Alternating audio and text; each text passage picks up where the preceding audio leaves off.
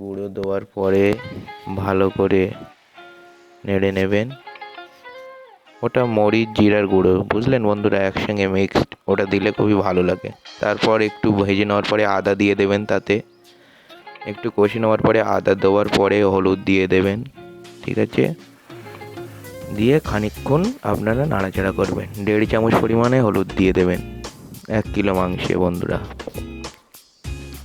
এবারে খুব সুন্দর করে একটু নাড়াচাড়া দেওয়ার পরে বন্ধুরা একটু হালকা গরম হয়ে যাওয়ার পরে 5-10 মিনিট পরে আপনারা এতে জল দিয়ে দেবেন।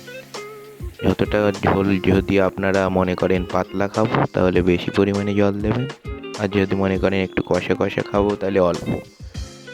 এটা হচ্ছে লাল মাংসর ঝোলের রেসিপি বন্ধুরা, খুব সুন্দর সুস্বাদু লাগে সিম্পল পদ্ধতিতে। এরপরে আপনাদের আরও ভালো ভালো মাংসের রেসিপি নিয়ে আসবো, ঠিক আছে বন্ধুরা। মাংসটা তৈরি, ঠিক আছে বন্ধুরা। কমেন্ট করে বলবেন কেমন লাগলো, আর এরপরে আপনারা কিসের রেসিপি চান অবশ্যই কমেন্টে বলে দেবেন বন্ধুরা। আজকের ভিডিওটা এই অবধি, প্লিজ। আমার খুব কষ্ট করে বানাচ্ছি বন্ধুরা, নতুন শিখেছি রান্না বন্ধুরা, যতটা তো বন্ধুরা অনেক ভালোবাসা, প্লিজ সাবস্ক্রাইব করে দেবেন বন্ধুরা। Bye bye.